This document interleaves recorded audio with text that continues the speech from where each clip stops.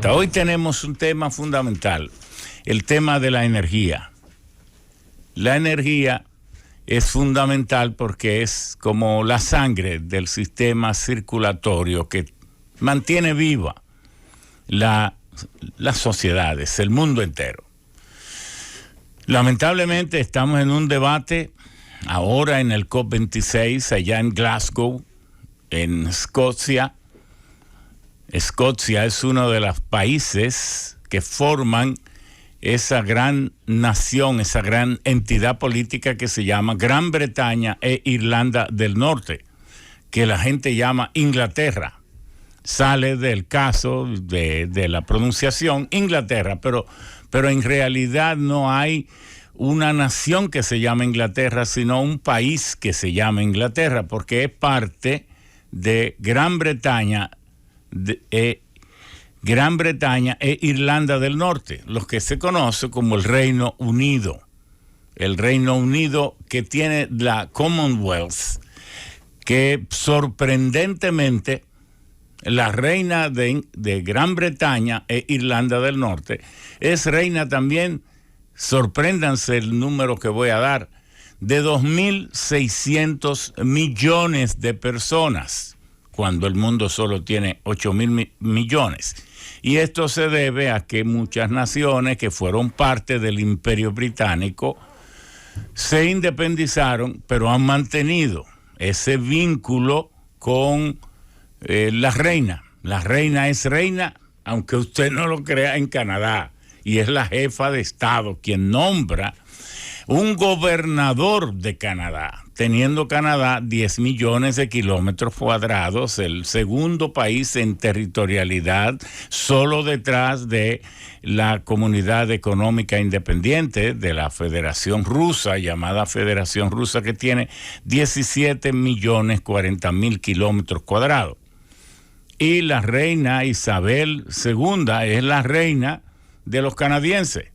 Y ella nombra un gobernador que, por cierto, ahora que Haití está ardiendo, hasta hace poco esa gobernadora era una haitiana que se había ido, Michelle Jean. Michelle Jean se fue muy jovencita a Canadá, y entonces una sociedad tan abierta, se hizo socióloga, se hizo una gran comunicadora, era un ancla de los principales programas de noticias y de información y educativo de Canadá, y entonces se hizo muy popular Michelle Jean, y la reina de Gran Bretaña e Irlanda del Norte nombró a Michelle Jean la gobernadora, es decir, la jefa de las Fuerzas Armadas y la jefa del Servicio Diplomático y la jefa de Estado de Canadá, porque a Trudeau, que es el primer ministro, y a los primeros ministros se les elige por voto directo, pero el jefe de Estado de Canadá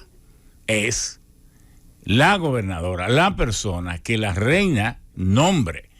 Pero y usted va entonces a Australia, que es otra nación inmensa, con 7.700.000 kilómetros cuadrados. También la reina allí es la reina Isabel. Pero en todas estas islitas también la reina Isabel es la reina. Y así usted se sorprende de que pueda una persona ser la reina de 2.600 millones de habitantes. Bueno, eso es tener suerte, porque usted recibir esto de una herencia, porque usted es hijo de fulano, esto es más que suerte. Pero bien, estamos avanzando. ¿Qué pasa con el tema de la energía? Que la energía fue inventada entre Estados Unidos, no la energía, los aparatos, las máquinas para generar energía entre Gran Bretaña y Estados Unidos. Cuando se inventaron se empezaron a inventar muchos de estos máquinas para generar energía, Estados Unidos todavía era parte de Gran Bretaña e Irlanda del Norte, pero muchos se inventaron. John Watts era que inventó la máquina a vapor, era inglés. Esto se desarrolló por la territorialidad inmensa de Estados Unidos, en Estados Unidos. Y bueno, tantas cosas que se han inventado en el mundo entero, tantas formas de energía sobre la cual se fundamenta ese fluvio misterioso integrado por electrones que parten de una fuente de alta presión de emisión y entonces circula, y de las personas quienes tenemos que rendir tributo por haber contribuido al máximo está desde la batería Delta, la batería inventada por tantos, en 1700 se inventó la primera. Luego se inventó la batería de Edison, que fue la más exitosa en el mundo entero, en los 1820. Este señor, Thomas Alva Edison,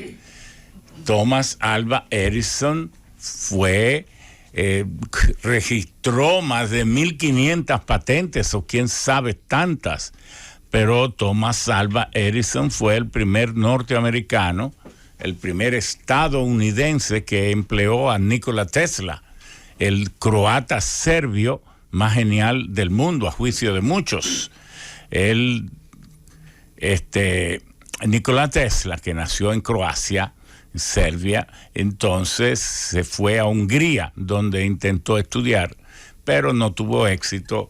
Siempre se salía de las universidades o lo despedían. Se fue entonces a Francia y en 1882 pues llegó a Estados Unidos, a New Jersey, donde vivía Thomas Alva Edison, de donde era oriundo.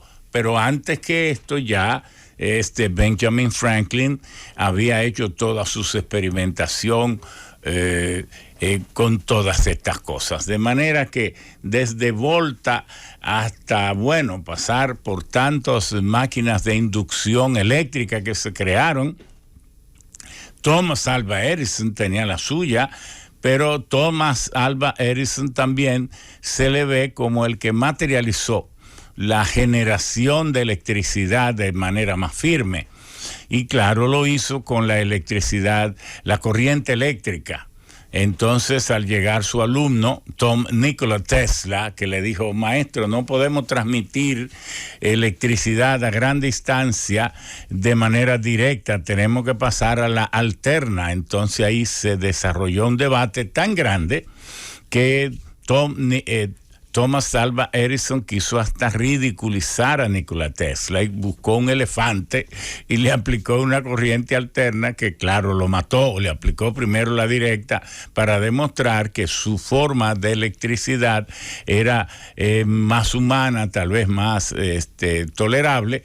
Pero luego cuando le aplicó la alterna, y esto no cayó muy bien en la sociedad en ese entonces, pero eso hizo que también la sociedad se convenciera después de la instalación en Wall Street, porque Thomas Alva Edison se había asociado a JP Morgan, y JP Morgan le pidió que instalara 10,000 bombillas. La primera red de iluminación que hubo en el mundo fue en 1982, instalada por Thomas Alva Edison después de inventar la bombilla de filamento incandescente.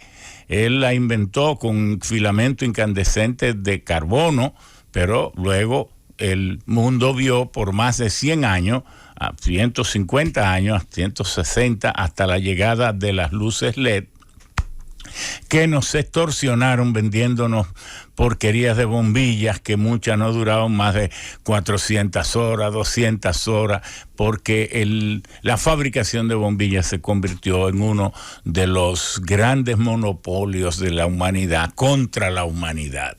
Bueno, pero esa rivalidad entre Tesla y Y Edison fue tan crucial que cuando la ciudad de Nueva York, después de este éxito de la instalación de las 10,000 bombillas y otros éxitos más, pues decidió construir la primera gran planta generadora de electricidad, que fue en las cataratas del Niágara.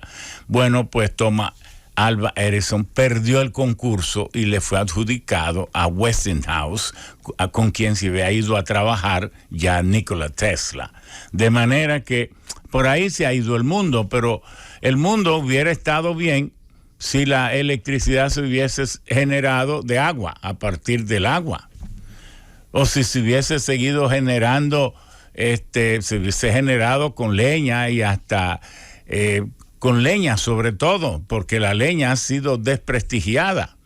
El compañero más fiel que ha tenido el mundo, a mi juicio, es la leña, porque fue con la leña que el hombre pudo aprender a producir el fuego a voluntad, porque el hombre conocía el fuego por los fuegos que ocurrían, por los rayos, por los volcanes. Bueno, el hombre siempre conoció el fuego, pero el hombre pudo progresar, su cerebro se pudo desarrollar y la historia de la humanidad pudo empezar después que el hombre aprendió a producir el fuego a voluntad.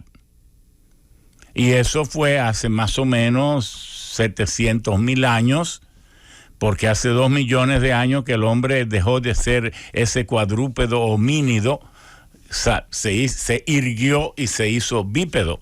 Hace más o menos 2 millones de años, pero hace 700,000 años que el hombre pues aprendió a usar el fuego a voluntad. ¿Y con qué lo hizo? ¿Con qué compañía? Con la leña.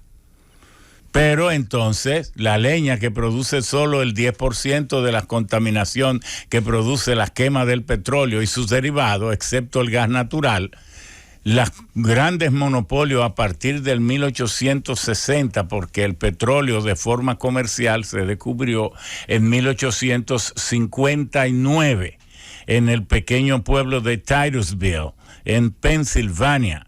A partir Edwin Clark, un ingeniero ferrocarrilero, perforó el primer pozo de 29 metros de profundidad, 63 pies, y le dio 120 barriles de petróleo. Y entonces desde allí él empezó, luego 2 años después, Rockefeller empezó a diseñar la destilación del petróleo, que fue lo que, por cierto, salvó las ballenas. Si no, nosotros no pudiéramos ver ni una sola ballena en el mundo. Resulta que las ballenas eran cazadas para extraerle su grasa, y la grasa, con eso es que se alumbraban las casas y las calles, porque la grasa de ballena arde perfumando el ambiente y casi no produce hollín. Entonces, a causa de eso, todo el mundo compraba la cuestión de la grasa de la ballena. Pero, ¿qué ocurre? Que si no se hubiese descubierto el petróleo, todas las ballenas hubieran desaparecido, porque el petróleo por muchos años, por 20 o 30 años, solo se usó para producir queroseno, el gas de la lámpara humeadora, el queroseno, que es el mismo combustible que utilizan los aviones comerciales, que la gente cree que utilizan benzina o gasolina. No, el avión comercial usa el gas de la lámpara humeadora, que lo filtran más porque las turbinas son muy caras y le cambian el nombre para venderlo más caro. Y por eso el combustible de los aviones, que es el mismo de la lámpara humeadora, se le llama ATUR, Aviation Turbine Gas, gas de turbinas de aviación. Bueno, volvemos al tema. ¿De dónde se produce la electricidad? De muchas fuentes, pero ¿cuáles son los 2 enemigos del cambio climático? El primero, el motor de combustión interna, que fue el otro engendro del diablo que creó el hombre, en vez de seguir el desarrollo de la tecnología del hidrógeno, en vez de seguir esos desarrollos sanos, se llevó de Rockefeller y empezaron a producir motores de combustión interna que se extrae un fósil durmiente hace millones de años, se destila, se convierte en derivados y entonces ya sea gasolina, ya sea gas licuado de petróleo, que es la mezcla de 70% propano y 29% butano, ya sea el diésel, ya sea los jet fuel, el Aptur que dijimos, ya fuera el fuel oil, todos estos componentes del petróleo es lo que se está combatiendo hoy en COP26 y que Greta, la niña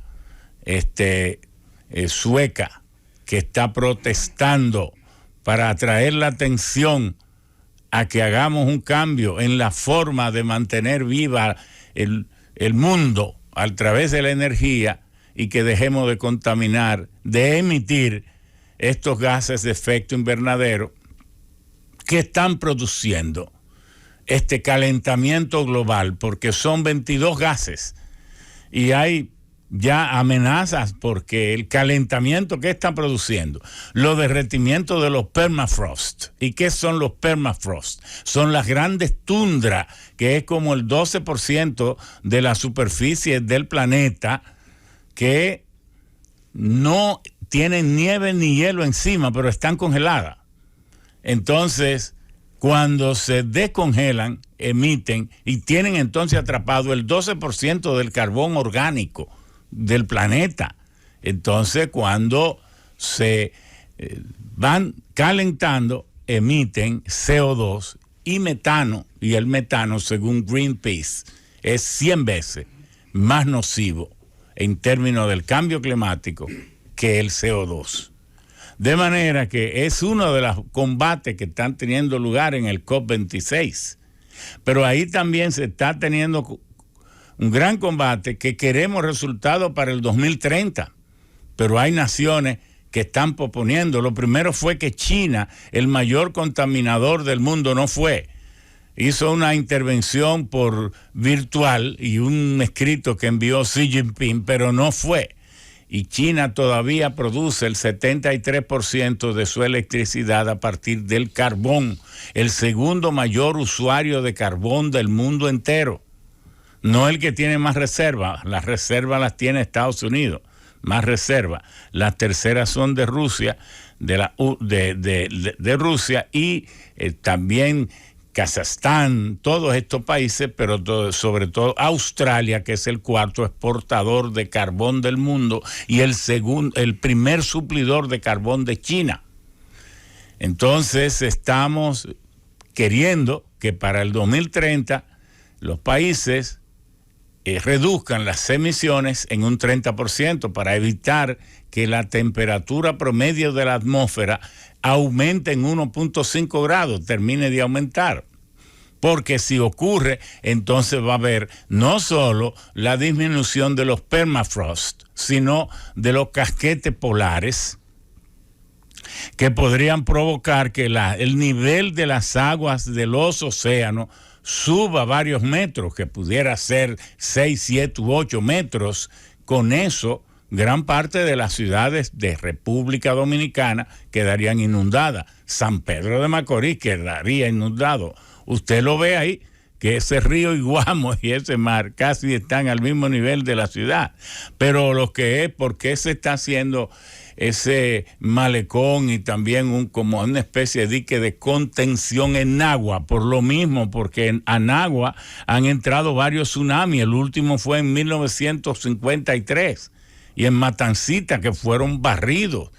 Bueno, Montecristi, todas sus salinas y toda gran parte de la ciudad será también inundada, pero una gran parte de las ciudades del mundo, y entonces también los glaciares y las nieves eternas de las montañas en las naciones, bueno, también sufriría. Eso es lo que queremos, reducir en un 30% las emisiones de gases de efecto invernadero, que no solo es el CO2, uno porque se olvida de los otros, pero están los de carbono, flúor, hidrógeno, todos esos refrigerantes de los acondicionadores de aire, porque como el acondicionador de aire nos produce tanto bienestar, nos olvidamos de que es el instrumento fundamental más nocivo de la humanidad, y vamos a decirlo, los motores de cada acondicionador de aire tiene que tener un motor, porque el acondicionador de aire es un truco tecnológico. Usted tiene un compresor, entonces ese compresor se comprime un gas refrigerante, lo comprime y lo eleva a alta temperatura, pero también con alta presión. Entonces usted usa una serie de válvulas para luego utilizar un condensador, que no es más que un radiador, y es a través de un abanico. Usted mueve el abanico y hace pasar el gas refrigerante comprimido en forma de gas a través de ese condensador, que no es más que un radiador.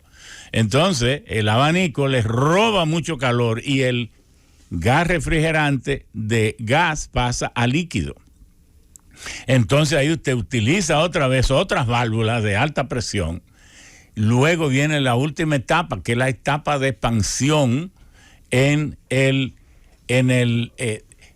aparato que permite la expansión, que ya es el refrigerador, donde el gas líquido se le permite a través de unos tubitos de Venturi, unas válvulas, microválvulas, que se expanda rápidamente, y todo gas que hace un trabajo contra sí mismo se enfría.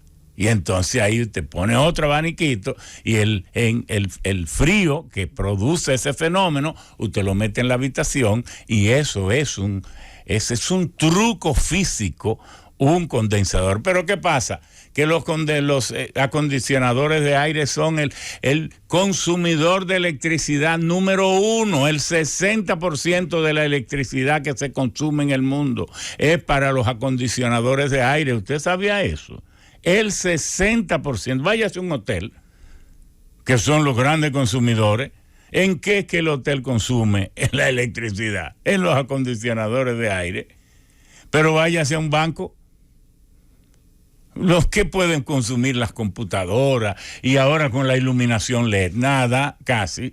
¿Dónde que un banco consume el 85%?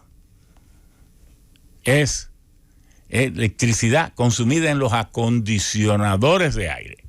Pero también usted se va a un hospital, en una clínica de más altos ingresos son, pero y las familias de algún bienestar, todas tienen acondicionadores de aire. Es decir, una vez el presidente de la República, en la Asociación de Industria, que teníamos un evento allí, me dijo: Ramón, tengo que buscar 1.350 millones de dólares para subsidio eléctrico. Invéntate algo. Y digo: apáguete los aires. Atrévase y apague los aires. Ordene que se apaguen. Ahí se va el 65% del subsidio. ¿Por qué? Porque los acondicionadores de aire son los responsables de consumir el 65% de la electricidad que consumimos. Si podemos reducir el consumo de los aires a la mitad, aquí no hay déficit eléctrico, no hay. De manera que hay tantas cosas, pero hoy vamos a hablar, porque ¿cuántas fuentes hay para producir electricidad? Ya dijimos que el agua, las presas. También usted puede producir electricidad con leña, porque ¿qué es el gas de síntesis? Cuando usted calienta la madera le produce un gas, que antes los autos eran así, tenían atrás, un tanque donde había mucha viruta de madera abajo, y abajo, en el fondo, un fuego, donde había tizones de leña que producía mucho calor dentro del tanque. La viruta entonces emiten gas de síntesis. ¿Y qué es el gas de síntesis? El gas de síntesis es un 35-40% monóxido de carbono, que es un combustible extraordinario, un 2-3% de hidrógeno, del hidrógeno es el mejor de todo, y entonces oxígeno y otros gases que se producen allí. Y entonces esos gases se conectan directamente a un carburador y vamos para adelante, el vehículo se va por ahí con el gas de la madera, porque cuando usted ve un tizón prendido y hay una llama que sale del tizón, a lo mejor usted no se ha dado cuenta que la llama no toca el tizón. La llama está como a 1 centímetro después de la leña. Mírelo bien.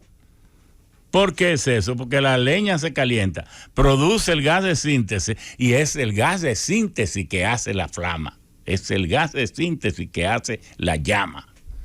Entonces, también la madera nos ha servido y nos puede servir para producir electricidad, pero también está el viento. Está también el sol con los paneles solares.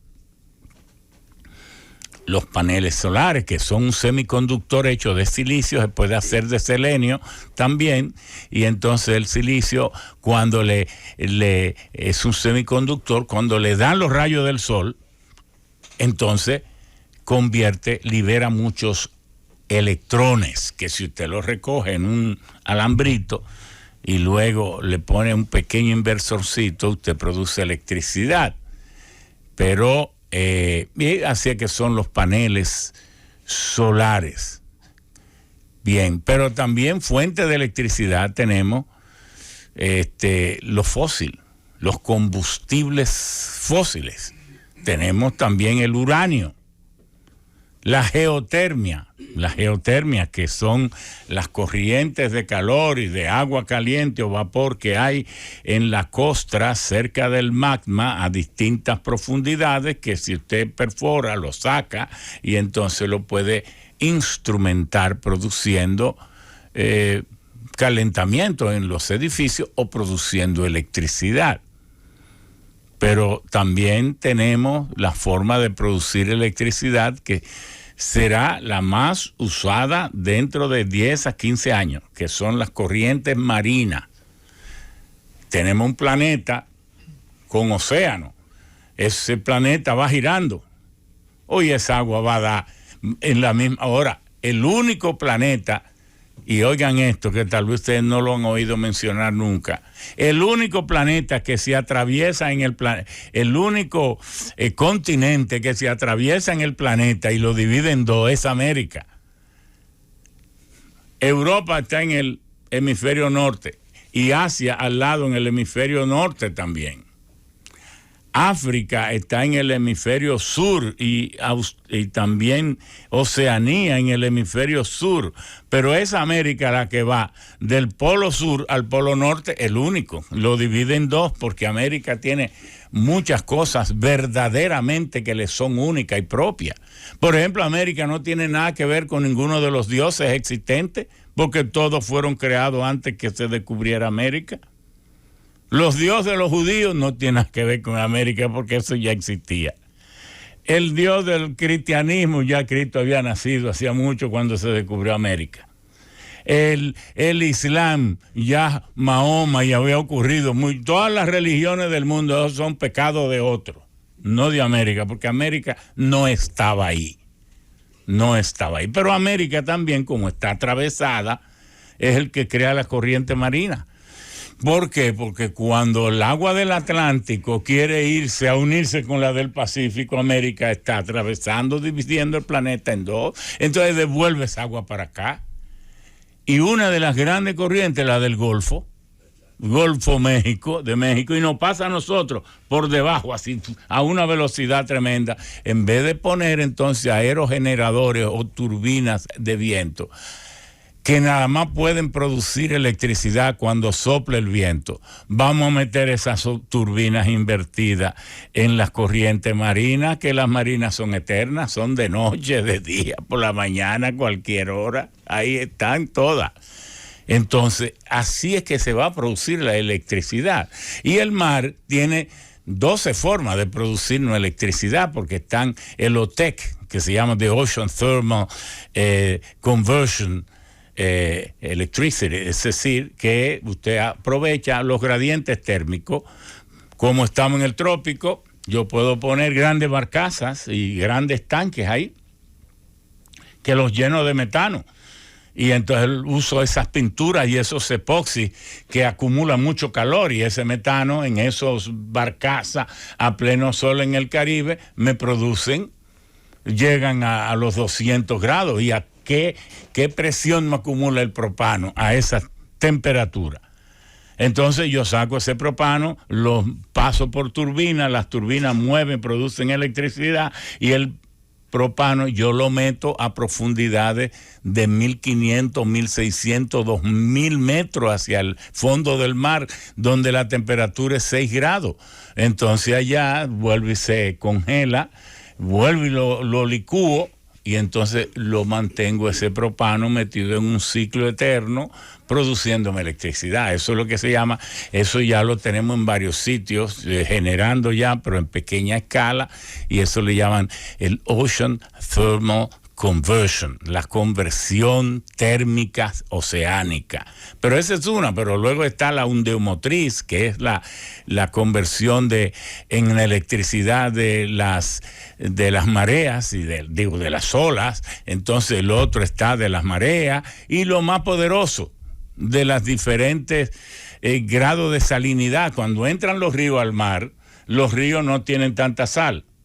Entonces generan una presión osmótica enorme cuando se meten al mar, porque el mar es muy rico en sal. Entonces, aprovechando la diferencia de presión osmótica, se está instalando, ya hay una planta de 20 megas que también se va a producir electricidad por aquí. Pero dejé de último, bueno, está la biomasa, los biocombustibles, todas esas formas. No, ya la mencionamos varias veces, sí. Entonces, ¿cuál falta? O la fuente que le voy a llamar de Bonao, la fuente bonaerense, la fuente de Erasmo. Erasmo es un nombre muy noble, porque Erasmo de Rotterdam era el hombre decisivo en las publicaciones del Renacimiento. Por ejemplo, Maquiavelo escribió El Príncipe en 1515, pero Erasmo de Rotterdam no se lo quiso publicar y se lo publicó en 1533. Por eso aparece El Arte de la Guerra, que es otro libro de Maquiavelo, en 1917, porque Maquiavelo publicó, hay varios libros que se llaman El Arte de la Guerra. El primero es de Sun Tzu. Entonces luego Baltasar Gracián publica otro, von Clausewitz en 1884, y entonces Maquiavelo había publicado todo eso. Un libro extraordinariamente importante porque le enseña a los gobernantes a actuar con moderación, porque dice Maquiavelo en El Arte de la Guerra que si un hombre quiere saber si por su sangre circula, no, si por sus venas circula sangre de humildad, es cuando gobierna, cuando tiene poder. Porque desde el poder hasta las órdenes de matar se pueden dar en voz baja. Entonces, no sea cruel, no sea petulante, y sea prudente, y sea suave. Bueno,